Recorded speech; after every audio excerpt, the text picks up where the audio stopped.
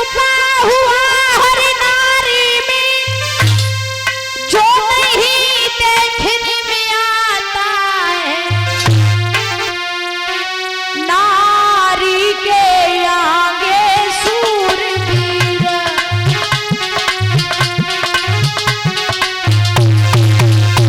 नारी के आगे शूरवीर, बलिदान तलक झुक जाता है, नारी के आगे शूरवीर।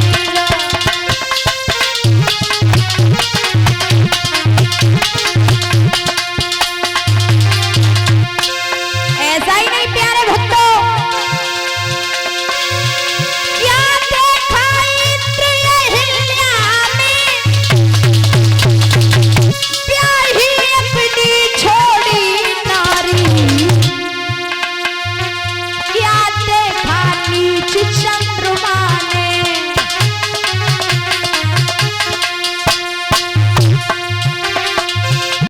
देखा नीच चंद्रमा ने,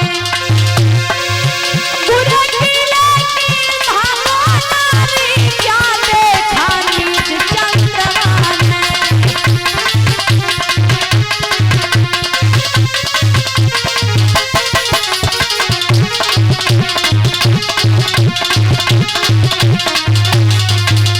और ऐसा ही नहीं,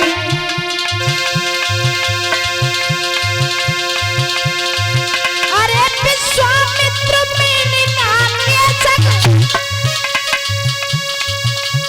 प्यारे भक्तों,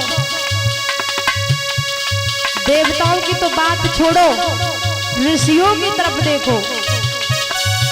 अरे विश्वामित्र मेने नाम लिया जग, और बन के बीच में मोराने, और देखो नारद को नारी के, देखो नारद को नारी के, पीछे भर घूमे दीवाने, देखो नारद को नारी के।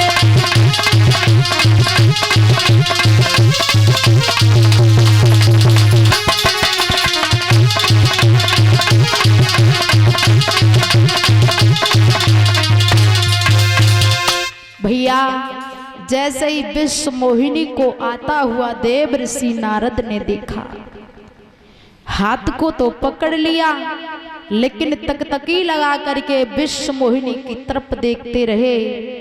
कहाँ वो देव ऋषि नारद कभी किसी के भाग्य को देखते थे, दूसरे की भविष्य की बातों को बताते थे, लेकिन विश्व मोहिनी को देखने के बाद देव ऋषि नारद अपने ही भविष्य में खो गए। आज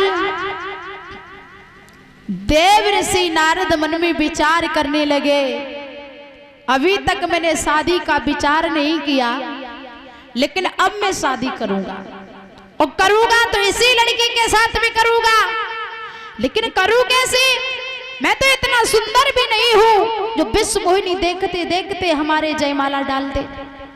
अरे मैं इतना बलवान भी नहीं हूं जो युद्ध करके और मैं विश्व मोहिनी को जीत लूं। अरे मैं तो इतना धनवान भी नहीं हूं जो धन से किसी को खरीदा जाए। क्या करूं? देव ऋषि नारद बड़े चिंता में छाए हुए हैं महाराज, कि छोड़ कर आथी लड़ी को नारद चले, और दिल में बातें छुपी की छुपी रह गई।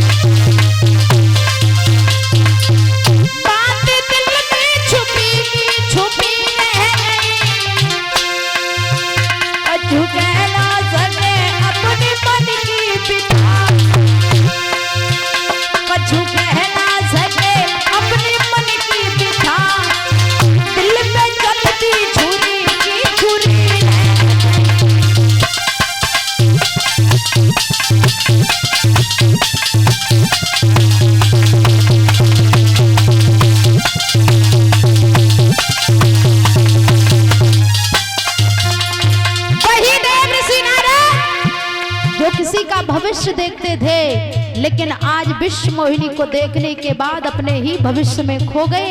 चले आगे को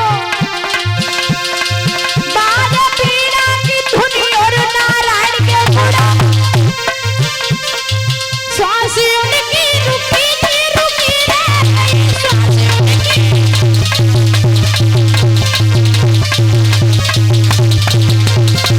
श्वास उनकी रुकी थी रुकी रह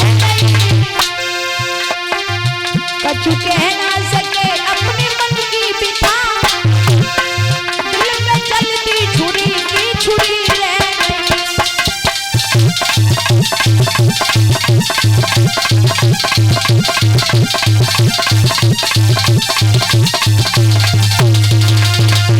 देव ऋषि नारद आगे को चले, मन में विचार यही करते जा रहे हैं कि किसी प्रकार से इनके साथ में विवाह हो जाए।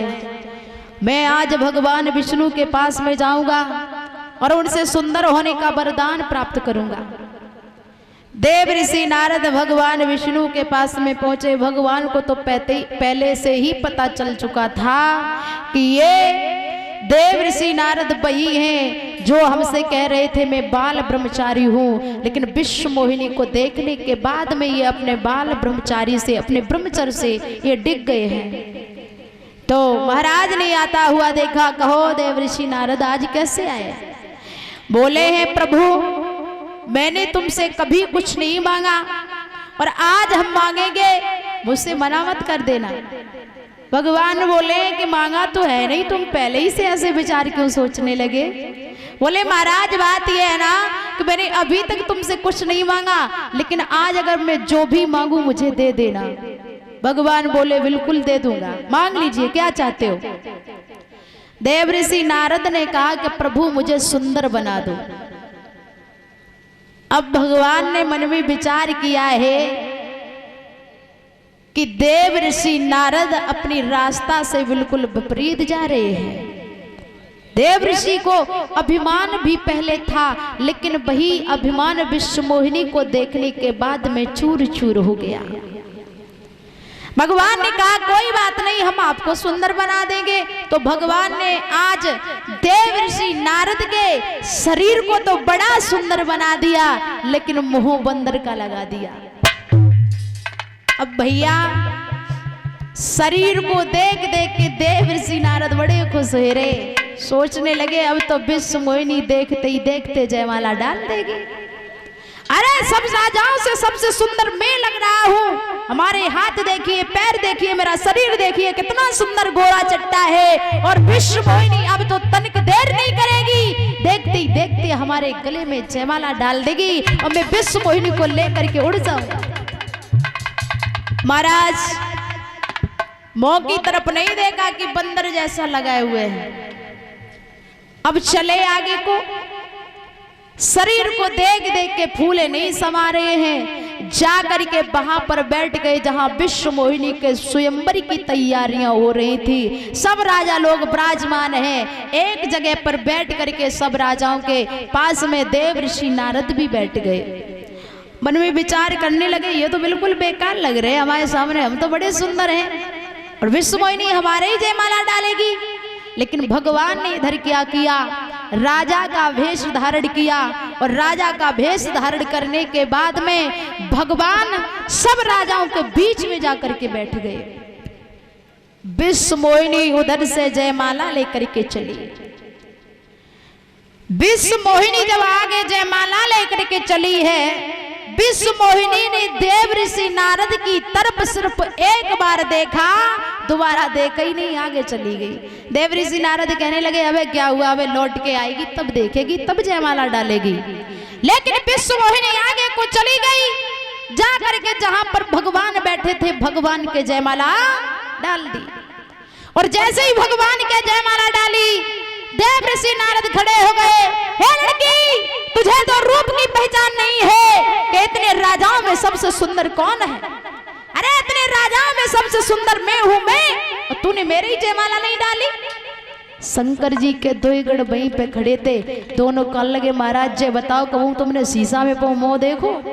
बोले बिल्कुल रोज देखता हूँ। रोज तो देखते हो, लेकिन महाराज आज देखा था। बोले आज इतनी तो फुर्सत ही नहीं मिली, मैं चला आया। क्यों, कोई कमी है?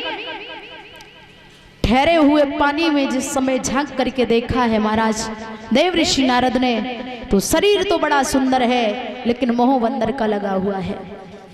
उसी समय भगवान को श्राप देने लगे हैं, अरे विष्णु तू शायद दे क्या सकता है, तू तो सिर्फ ऐसा है अपनी बनाने में लगा रहता है। समुद्र का मंथन तूने करवाया, देवता और दैत्यों को मिला करके लक्ष्मी निकली उसे तूने ले लिया, और अमृत निकला वो देवताओं को पिला दिया, दैत्यों को कुछ नहीं मिला।